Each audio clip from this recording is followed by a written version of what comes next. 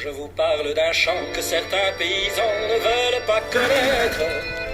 Quelques bobos babas qui ne pensent ici-bas qu'à leur petit bien-être et pour payer le prix. Alors, je m'appelle Pierre Azelvandre. Je suis intervenu ici pour la première fois en septembre 2005, puis en septembre 2009 pour détruire ce fameux essai et tâcher de faire réagir les gens autour de ce qui me semble être un déni de démocratie avant tout, avant de parler de problèmes de dissémination, d'OGM ou quoi que ce soit. C'est d'abord pour moi un problème de déni de démocratie.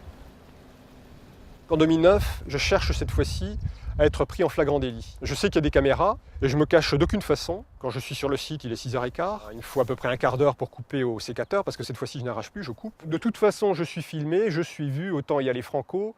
Dans 5 minutes, les flics seront sur le site. Ok, cette fois-ci, les médias seront au courant. Et puis rien, absolument rien. Et vers 16h, je vais au commissariat. Un garde à vue pendant 48 heures avec interrogatoire, psychiatre. Bon, pas très agréable. C'est une expérience à vivre. L'OGM, c'est l'assurance des jours heureux. L'affaire, pour moi, s'est terminée à la cour d'appel le 17 janvier dernier, date à laquelle l'arrêt a été rendu. Et comme l'affaire en est restée là, nous ne sommes pas allés en cassation, ni eux ni moi. Ce qui est dur, c'est la non-réaction de la société civile. En ça, le jugement est dur, oui, c'est le peuple français qui juge. Donc j'aurais aimé que le peuple français, avant de me juger, avant de m'envoyer devant des professionnels du droit, m'entende au cours de, non pas d'audiences de tribunaux, auxquelles j'attendais rien personnellement, mais au cours de conférences publiques. C'est ça qui est dur pour moi, c'est que d'avoir été jugé sans avoir été entendu.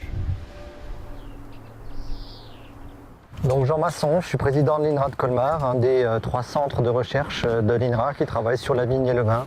Donc on entre sur la parcelle de l'essai de Portegreffe OGM et cet essai est dédié à essayer de comprendre quels sont les mécanismes d'immunité de la vigne qu'on pourrait stimuler pour l'aider à se défendre contre une maladie qui s'appelle la maladie du Cournouet. Alors au premier saccage 2009, je ne suis pas dans la psychologie de l'individu, heureusement. Il est venu ici parce qu'il voulait enclencher un débat national sur la question des OGM et s'il le veut, il le peut, mais c'était pas ici qu'il fallait venir, je veux dire. Dès qu'on dit transgénique, ça y est, c'est la panique, les colos se ramènent, refusant le destin d'un merveilleux festin. Ils me font de la peine, mais je sais que demain, on percevra les gains de ces petites graines. C'est vrai qu'à l'INRA, j'avais quelques copains, que ceux-là, je les ai perdus. Notamment les copains à l'INRA de Colmar. J'en ai encore revu un dernièrement. Il a tourné la tête, c'est sûr.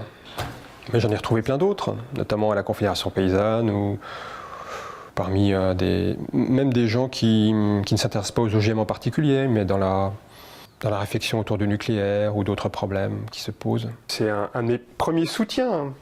Allez, on va le dire haut et fort pour une fois, il a fait ce que nous on aurait dû faire il y a longtemps. Dans la lutte, je suis tout à fait dans mon élément.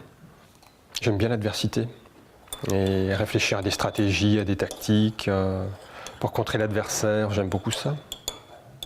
Je ne peux pas le comprendre parce qu'il est dans un environnement complètement constitué par lui-même, parce qu'il explique aux autres et il n'écoute pas les autres.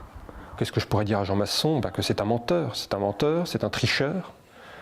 Je pense qu'il y a un problème quasiment personnel entre lui et moi maintenant. Enfin, je ne le pense pas, j'ai des preuves. Voilà, puisqu'il m'a menacé, bien sûr. Oui. Donc voilà, parce qu'on est il dit qu'il n'aime pas ce monde, et ben moi je n'aime pas son monde non plus. Non, j'imagine plus aucun contact possible avec lui. J'ai carrément pas envie de le voir et je l'ai déjà croisé 2 fois au tribunal. Moi je le vois, mieux je me porte.